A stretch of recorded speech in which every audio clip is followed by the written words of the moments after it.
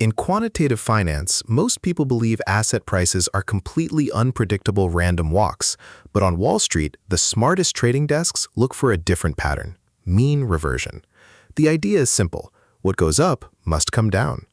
To trade this trend mathematically, quant funds rely on the Ornstein-Uhlenbeck process, the mathematical backbone of mean-reverting strategies. Standard models like geometric Brownian motion work well for stocks because they allow for exponential growth. However, many financial variables do not grow forever. Interest rates, commodity prices, and the spreads between correlated stocks fluctuate within a specific range. If you use a standard random walk to model these, your simulations will drift off to infinity. We need a model with a built-in elastic band. This elastic band is defined by the Ornstein-Uhlenbeck stochastic differential equation. The formula is written as dxt equals theta mu dt minus theta xt dt plus sigma dwt. It is one of the most elegant equations in quantitative finance, composed of two distinct forces: a deterministic drift pulling the asset toward a long-term average, and a random noise component representing market volatility. Let us break down the first part of the equation: theta mu dt minus theta xt dt plus sigma dwt. It is one of the drift term governing the mean-reverting behavior. Here, mu represents the long-term historical mean of the asset.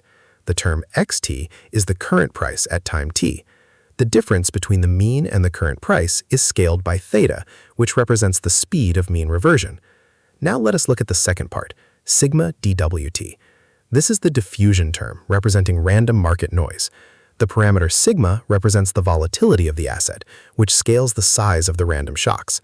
The term dwt is a standard Brownian motion, representing the unpredictable stream of new information that hits the market every single second. The magic of this equation lies in how these terms interact. When the price xt is higher than the mean mu, the drift term becomes negative, dragging the price back down. When the price falls below the mean, the drift term becomes positive, pushing the price back up. The random noise continuously fights this pull, creating realistic market fluctuations. To use this equation for forecasting, we must solve the stochastic differential equation. Unlike many complex financial equations, the Ornstein-Uhlenbeck process has an analytical solution. We solve it by applying Ito's lemma to the transformed variable f equals xt e to the theta t. By taking the differential and integrating both sides from 0 to t, we find the exact path. The final analytical solution is xt equals x naught e to the negative theta t plus mu minus mu e to the negative theta t plus sigma integral from 0 to t e to the negative theta t plus theta s dwt. This equation tells us the state of the asset at any future time. The first term shows how the influence of the starting price decays exponentially. The second term represents the transition toward the mean, and the third is the sum of random shocks. From this, we derive the expected value and variance. The expected value of the process at time t is x naught e to the negative theta t plus mu minus mu e to the negative theta t. As time approaches infinity, this converges to the mean, mu.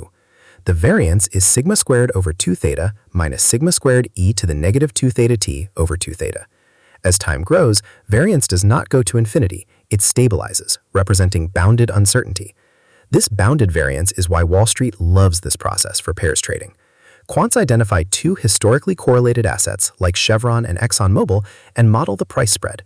Since the spread represents a temporary inefficiency, it is highly mean-reverting. Fitting this model lets traders calculate the exact threshold where the price is stretched, signaling a high-probability trade. Another major application is in modeling interest rates. In fixed income, this process is known as the VSEC model. Since interest rates are controlled by central banks and economic cycles, they cannot grow to infinity. Using this model, risk managers simulate future rate paths, allowing banks to accurately price complex derivatives like interest rate swaps and options. Mastering the math behind the Ornstein-Uhlenbeck process is essential for anyone serious about algorithmic trading. It bridges the gap between mathematical theory and the messy reality of financial markets. By understanding how to measure the speed of mean reversion, the long-term target, and the volatility limit, you gain the exact mathematical toolkit used by top hedge funds.